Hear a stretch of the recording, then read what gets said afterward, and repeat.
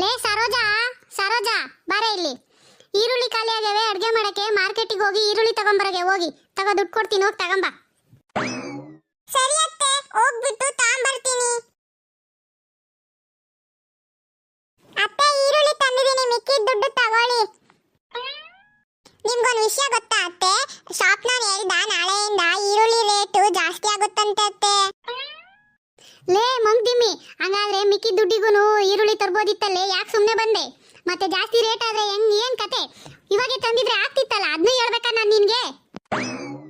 ದುಡ್ಡು ಉಳಿತಿದ್ವಲ್ಲೇ ನಮ್ಗೆ, ಇವಾಗೆ ತಂದಿದ್ರೆ ಎಲ್ಲ ಇವಳಿಗೆ ಹೇಳ್ಕೊಡ್ಬೇಕು. ಎಂತ ಪೆದ್ದಿನ ಇವಳು. ಸರಿ ಅತ್ತೆ, ಇನ್ಮೇಲೆ ಹಂಗೆ ತಗೊಂಬರ್ತೀನಿ ನಾನು ಅತ್ತೆ. ಏನಾದ್ರೂ ಮಾಡಿ ಅತ್ತೆ ಹತ್ರ ನಾನು ಒಳ್ಳೆಳು ಅಂತ ಅನಿಸ್ಕೋಬೇಕು, ಸಹಿ ಅಂತ ಅನಿಸ್ಕೋಬೇಕು. ಇನ್ಮೇಲೆ ನಾನು ಚೆನ್ನಾಗೇ ಕೆಲಸ ಮಾಡಬೇಕು. ಲೇ ಸರೋಜಾ, ಕಾಫಿ ತಗೊಂಬ. ಸರಿ ತರ್ತಿದ್ದೀನಿ ಅತ್ತೆ. ಎಷ್ಟೊತ್ತೆ? ಎಷ್ಟೊತ್ತಾಯ್ತು, ತಗೊಂಬಾರೆ ಬೇಗ. ತಗೊಳ್ಳಿ ಅತ್ತೆ ಕಾಫಿನ. ಇವತ್ತು ನ್ಯೂಸ್ ಪೇಪರ್ ಬರ್ಲಿಲ್ಲ ನಮ್ಮ ಸರೋಜಾ? ಇಲ್ಲ ಅತ್ತೆ, ಇವತ್ತು ನ್ಯೂಸ್ ಪೇಪರ್ ಯಾಕೋ ನ್ಯೂಸ್ ಪೇಪರ್ ಹಾಕಿಲ್ಲ. ಬೆಳಬೆಳಗ್ಗೆನೆ ಕಾಫಿ ಕುಡಿತಾ? ನಂಗೆ ನ್ಯೂಸ್ ಪೇಪರ್ ಓದೋ ಅಭ್ಯಾಸ ಐತಂತ ನಿಂಗೆ ಗೊತ್ತಲ್ಲ. ಹೋಗಿ ಹೋಗಿ ನ್ಯೂಸ್ ಪೇಪರ್ ತಗೊಂಬರಗೆ, ಮಾರ್ಕೆಟಿಗೆ ಹೋಗಿ. ಸರಿ ಅತ್ತೆ, ಹೋಗ್ಬಿಟ್ಟು ಪೇಪರ್ ತಗೊಂಬರ್ತೀನಿ.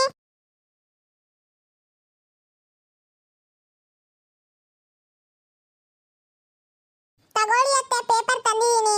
ನಾಳೆಯಿಂದ ನ್ಯೂಸ್ ಪೇಪರ್ ರೇಟ್ ಕೂಡ ಜಾಸ್ತಿ ಆಗುತ್ತಂತತ್ತೆ.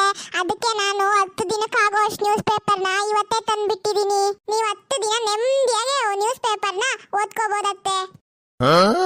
ಲೇ ಸರೋಜಾ, ನಿನ್ ಬುದ್ಧಿಗಿಟ್ಟಿಟ್ಟೋಯ್ಯ. ಒಂದೇ ದಿನದ ಪೇಪರ್ನ 10 ತಗೊಂಡು ನಾನೇನೇ ಮಾಡ್ಲಿ?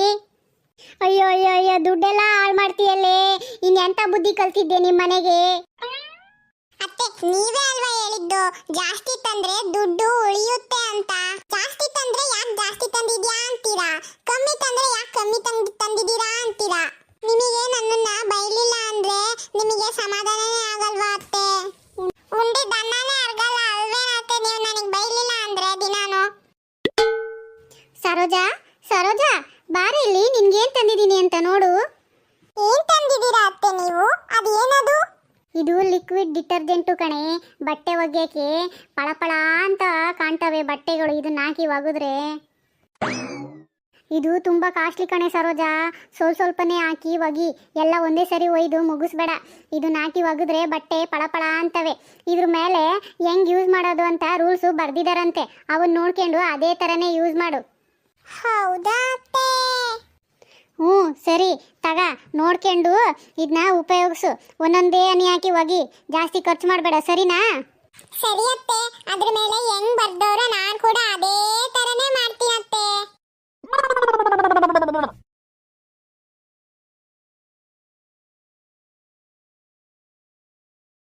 ಏನಿದು ಬಾತ್ರೂಮ್ನಾಗ ಏನೋ ಕರ ಸೌಂಡ್ ಬರ್ತೈತಲ್ಲ.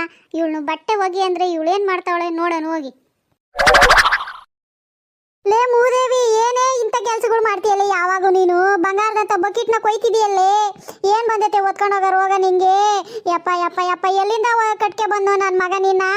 ನಾನು ಆ ಬಾಟಲ್ ಹಿಂದ್ಗಡೆ ಏನ್ ಬರ್ದಿದ್ಯೋ ಅದನ್ನೇ ಮಾಡ್ತಾ ಇರೋದು. ಆ ಬಾಟಲ್ ಹಿಂದ್ಗಡೆ ಅರ್ಧ ಬಕೆಟ್ ನೀರಲ್ಲಿ 1 ಹನಿ ಹಾಕಿ ಬೆರ್ಸಿ ಅಂತ ಇದೆ. ಆದ್ರೆ ನಮ್ಮ ಹತ್ರ ಅರ್ಧ ಬಕೆಟ್ ಇಲ್ಲ, ಅದಕ್ಕೆ ನಾನು ಈ ಬಕೆಟ್ನ ಕಟ್ ಮಾಡ್ತಿದ್ದೀನತ್ತೆ. ನನ್ನ ಕರ್ಮ, ನಿನ್ನ ತಂದು ನನ್ನ ಎತ್ತಿ ಕಟ್ಟೆನಲ್ಲ ನನ್ನ ಮಗ.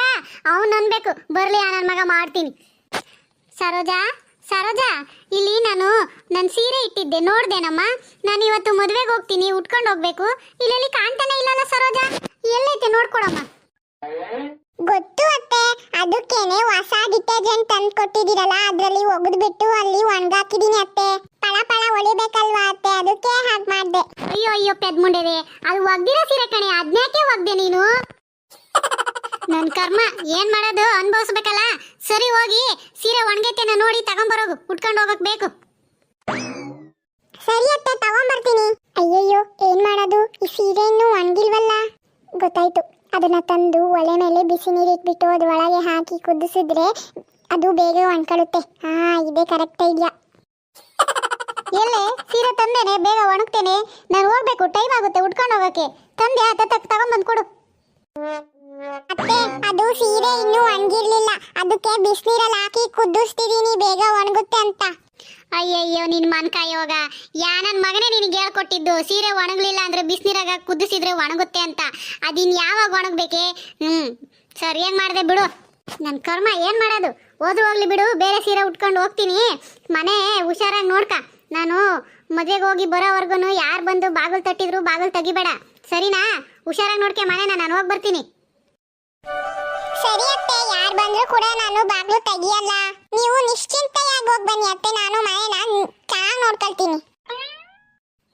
ಅಯ್ಯೋ ನನ್ನ ಮನೇಲಿ ನನ್ನ ಮೊಬೈಲೇ ಬಿಟ್ಟು ಬಂದಲ್ಲಪ್ಪ, ಏನು ಮಾಡೋದು?